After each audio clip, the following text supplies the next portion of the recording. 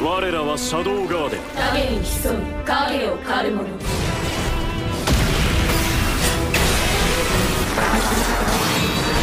やれやれ。I'm Atomic. Sedih rasanya pas tahu anime ini udah sampai di episode terakhirnya aja. Kayak baru kemarin gua ngalur season pertamanya cuy. Dan kini season keduanya malah udah mau tamat. Buat yang nanya ada atau enggak season ketiganya, jujur aja gua gak tahu sama sekali. Tapi kalau menurut gua pribadi nih ya, pasti ada. Mungkin menunggu light novel tamat. Tapi ya daripada kita sedih memikirkan ada atau enggaknya season ketiganya, mending kita ngalur episode terakhir ini dengan penuh semangat. Apalagi kurang dari 2 minggu kita akan memasuki anime Winter 2024. Jadi gua harus lebih semangat lagi dan jauh-jauh lebih semangat lagi dalam mencangkul pundi-pundi adsense. Maksudnya pundi-pundi kebahagiaan kalian semua cuy. Tapi sebelum kita mulai videonya, tolong di-push dulu tombol subrek, like, dan aktifkan lonceng notifikasi di bawah biar gua bisa lebih semangat lagi dalam menghibur dompet kalian.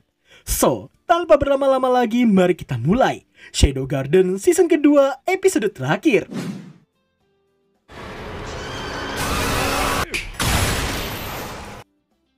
Gobloy sekali. Meski sang Raja Iblis Ragnarok baru aja respawn, namun Shadow nampak langsung menyerang tangan Raja Iblis itu sampai terputus. Shin kemudian berpindah dulu ke Midgar. Nampakkan Nu yang memberi laporan pada Alpha perihal aktifnya legenda mawar hitam di kerajaan Oriana.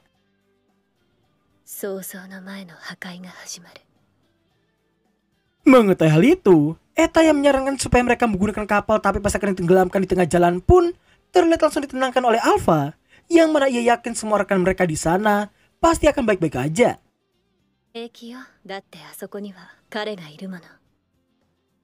Shin kembali ke Shadow, yang saat ini harus menghadapi banyak sekali keroca yang diciptakan oleh si Raja Iblis Ragnarok. Mordred merasa kagum karena Shadow tadi yang bisa melukai Ragnarok. Namun tepat setelah ia yang menanyakan siapakah mereka, seketika itu pula Shadow memberi isyarat pada beberapa tamu undangan di sana yang sedari tadi hanya duduk diam dengan sangat tenangnya.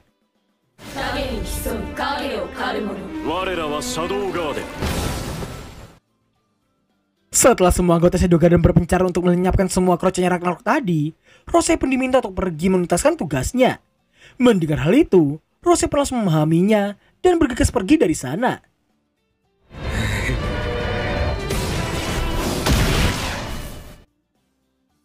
Sementara itu, di saat Mordred mengatai Shadow dengan sebutan bodoh karena kepedean dengan kekuatannya sendiri, sontak hal itu membuat Beta dan Epsilon angkat bicara dan berniat mengorek informasi darinya sebelum mereka memodiarkannya.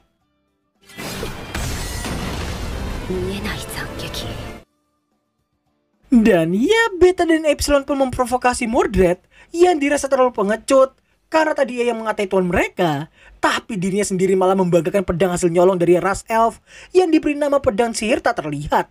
Nggak cuma itu, bahkan ziranya pun tak luput menjadi bahan roastingan mereka berdua.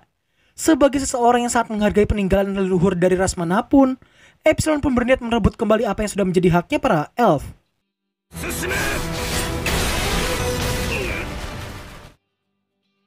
Mordred yang belum mengetahui perbedaan level di antara mereka pun harus merasakan getahnya sendiri karena udah sosokan pengen lawan 2 member Seven Set seorang diri. Beta dan Epsilon pun terlihat bersiap menyerangin dari 2 sisi.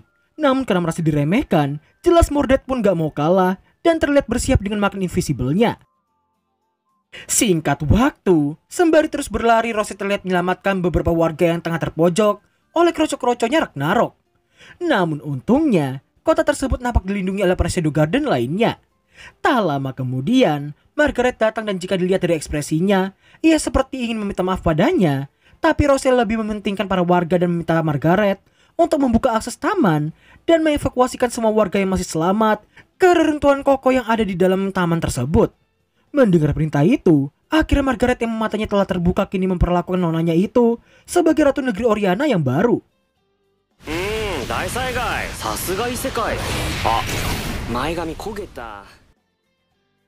Sungguh wedan sekali. Hujan laser Ragnarok barusan terlihat mampu dihindari oleh Shadow dengan sangat ezetnya.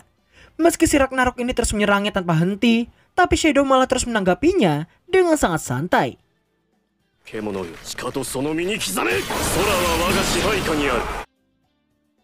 Singkat cerita, setelah Rose memberi perintah pada beberapa prajurit untuk membantu penyelamatan semua warga yang terluka dirinya yang baru aja memikirkan siapa yang melawan Mordred di tengah Shadow yang lagi melawan Ragnarok.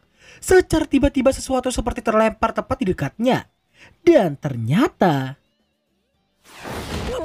頑張ってるようね 小娘ごときに mendengar keluhannya Mordred, Epsilon memintanya untuk tidak mengeluh tentang solo versus duo yang ia alami barusan. Karena sedari awal, dirinya lah yang sangat bodoh karena nekat menantang mereka berdua seorang diri. Ketika mereka melihat Mordred yang merasa belum kalah dan merasa sangat percaya diri dengan kekuatannya Raja Iblis Ragnarok, jelas hal itu dimanfaatkan oleh Beta dan juga Epsilon supaya si Mordred ini mau menjawab semua pertanyaan mereka berdua. 問題ないでしょ黒きバラの子教団のこと魔物のこと貴様らを超高生と認めてや Rupanya, dengan sangat EZT si Mordred ini termakan ucapan mereka berdua dan berniat memberitahukan semua jawaban yang ia punya selama ini. Sebenarnya penjelasannya itu agak jelimet ya guys, tapi ya bakal gua coba jelasin dengan lebih jelas lagi sih. Intinya, si Mordred memberitahukan tentang kehidupan mereka yang memiliki banyak sekali cerita tentang dunia lain. Mulai dari dunia es, dunia panas, dunia racun, dunia kematian yang hanya ada kuburan, dan dunia para monster yang tercipta dengan kekuatan sihir yang sangat luar biasa besar. Si Mordred ini juga memberitahukan bahwa dunia mereka itu adalah satu dari sekian banyak dunia yang terus berputar tanpa henti. Dan titik yang ada di tengah itu diyakini oleh sekte Diabolos sebagai sang pencipta semua dimensi, atau dengan kata lain sang dewa.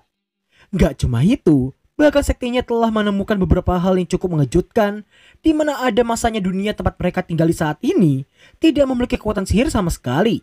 Dan masa-masa itu ialah peristiwa tabrakan dunia iblis. Dengan kata lain, semua sihir yang dimiliki oleh manusia di zaman ini semuanya berasal dari dunia iblis. Mordred juga memberitahukan tentang peristiwa misterius yang bisa membawa sesuatu menghilang entah kemana. Seperti misal ada zaman di mana sebuah negara beserta pulaunya menghilang dari peradaban dan diduga terlempar ke dunia iblis. Mordred juga meyakinkan bahwa dunia mereka dan dunia iblis saling mengganggu satu sama lain. Di sini nih kita juga akan mengetahui bahwa ternyata iblis Diabolos memang berasal dari dunia mereka, tapi untuk iblis original yang merupakan makhluk yang berasal dari dunia iblis. Dan sekte Diabolos memberi nama dunia itu sebagai dunia pertama. Lalu apa hubungannya dunia iblis dengan Mawar Hitam? Jelas itu karena Mawar Hitam merupakan gerbang yang secara kebetulan dipanggil oleh negeri Oriana dan pernah memusnahkan 100.000 tentara Vegalta hanya dalam satu malam saja. ゲートを閉じ救ってやったのだ Lalu kemudian hubungan antara itu semua dengan Rose terletak di bagian kompensasi leluhur keluarga Oriana yang telah membuka portal Mawar Hitam tersebut. Kompensasi yang dimaksudkan ialah darah keluarga kerajaan miliknya. Dan terkuaklah Rose yang seharusnya telah diserahkan ke pihak sekte Diabolos sewaktu masih bayi dulu. Tapi bapaknya Rose menolaknya karena itulah kasih sayang seorang bapak ke anaknya. Tak lama setelah itu, di saat si Mordred ini yang terus mengoceh seolah ia akan menang, namun sayangnya pusat anime ini gak berfokus padanya. Karena secara tiba-tiba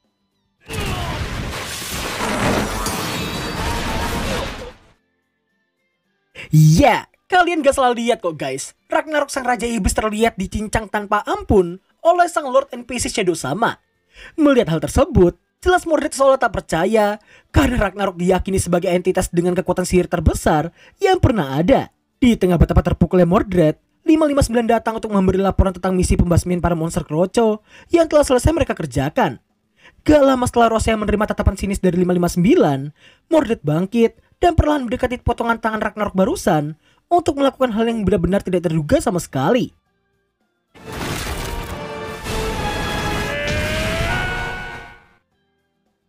Goblok sekali, karena merasa tak mungkin bisa menang dari mereka, Mordred nampak bersatu dengan tangan kirinya Ragnarok. Ia langsung mengubahnya menjadi seekor monster dengan kesadaran manusia. Melihat hal itu, jelas Shadow langsung mengatai Mordred yang kini memiliki wujud super ampas. Mendengar hinaan itu, sontak Mordred pun gak terima dan langsung menyerang Shadow di saat itu juga.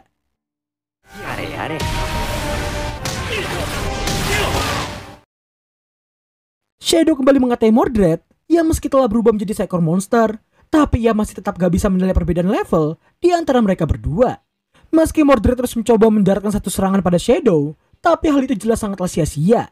Merasa bosan dengan serangan laser monoton, Shadow terlihat mengajar Mordred sampai ke permukaan awan, bahkan sampai ke lapisan terluar atmosfer.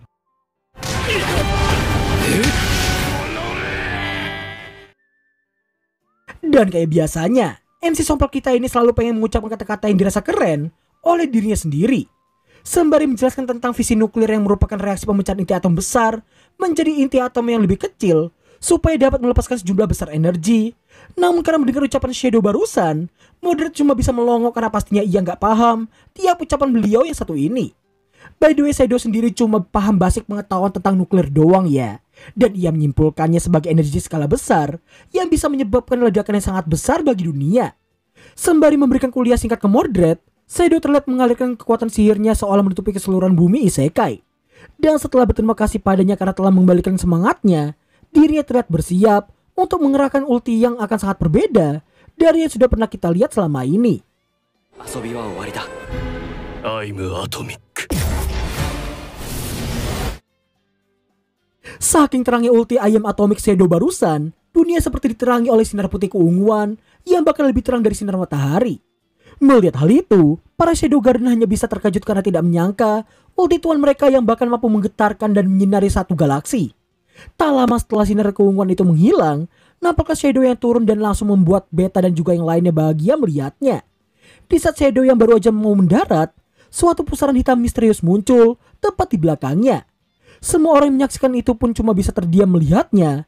Namun karena merasa penasaran dengan pusaran itu, Shadow terlihat mengulurkan tangannya. Dan kemudian ini yang terjadi.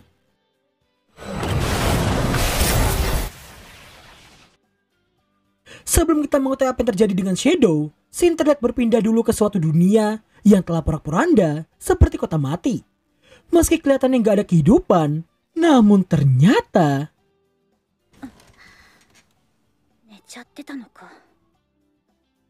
kalian ingat cewek ini?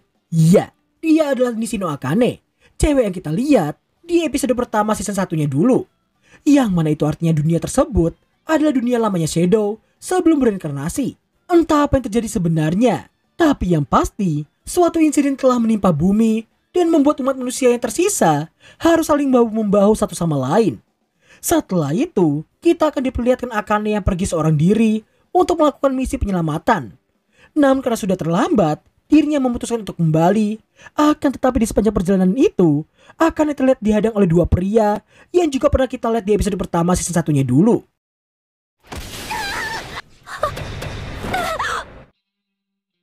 Sebangunnya Akane, ia mendapati dirinya yang telah diborgol oleh kedua orang tadi. Meski orangnya sama tapi keduanya terlihat mengalami modifikasi tubuh yang membuat mereka nampak seperti cyborg. Nah, mereka berdua itu hanya dikirimkan oleh seseorang yang tidak disebutkan namanya, tapi yang jelas orang itu ingin Akane ditangkap hidup-hidup agar ia bisa memudarkannya dengan tangannya sendiri.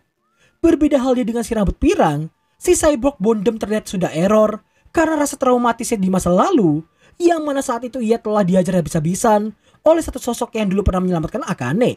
Si pirang yang gak bisa melakukan apapun pada rekannya itu cuma bisa minta maaf pada kliennya karena merasa Akane pasti akan mokat gak lama lagi. Namun sebelum itu terjadi, secara tiba-tiba mereka seperti mendengar suara langkah kaki yang mendekati mereka. Dan ternyata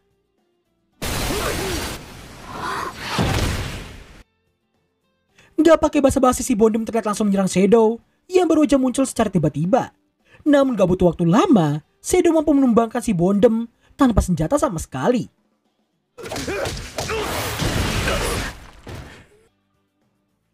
Melihat rekannya yang dihajar habis-habisan tanpa ampun dan tumbang kurang dari semenit, sontak hal itu membuat si pirang terkejut dan mempertanyakan identitas dari sosok di hadapannya saat ini. Shadow. Iya, akhirnya tamat juga guys. Kayaknya nggak perlu diragukan lagi tentang season ketiganya deh ya. Tadi kalian lihat kan, Lord of the Lord NPC Sompak Shadow tersedot masuk ke dalam black hole misterius dan membuatnya bisa kembali ke dunia lamanya. Gua harap gak ada dari kalian yang nge-spoiler apa yang terjadi dengan dunia lamanya Shadow ya. Karena gua sendiri udah tahu dan menahan diri supaya story lanjutannya nanti tetap menjadi sebuah misteri. Terlepas dari ada atau enggaknya season ketiganya, ulti terakhir yang disajikan tadi juga seriusan epic edan cuy. Meski gak seheboh ayam Atomic prank di episode terakhir season pertamanya dulu, tapi jujur yang satu ini udah beda level. Bayangin aja nih ya, satu galaksi isekai bergetar. Bahkan kegelapan di luar angkasa bisa terang begitu aja, bahkan melebihi sinar matahari sekalipun. Dan menurut gua momen paling kerennya itu pas tudungnya si Shido ini tersingkap oleh kedahsyatan ultinya sendiri.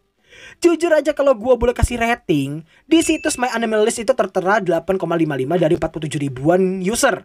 Tapi menurut gue ya, pribadi aja nih ya, anime ini layak banget gue kasih 9,5 dari satu user, yaitu gue sendiri. Kalau kalian gimana? Coba kasih rating, pendapat kalian tentang anime ini, dan prediksi kalian ada atau enggaknya season ketiganya. Gua pengen banget buat short juga nanti buat baca-baca komentar kalian. Oh ya, sebelum penutupan, gua mau kasih info tentang video gabungan anime Shadow Garden season kedua ini. Yang mana video gabungannya episode 1-12 nanti bakal gua upload di hari Jumat, alias besok sorean. Jadi buat kalian atau mungkin teman-teman kalian yang suka video berdurasi panjang, dan biar gak maraton, nanti kalian bisa nonton full episodenya di hari Jumat. Ingetin sekalian ke teman-teman kalian ya guys. Oke lah, sekian video Shadow Garden season kedua episode terakhir ini cuy. Kalau ada salah kata di penyampaian, opening, atau mungkin di closing barusan, mohon diambil positifnya aja ya. So thanks for watching dan sampai jumpa di Anime Winter 2024. Bye bye. I'm Atomic.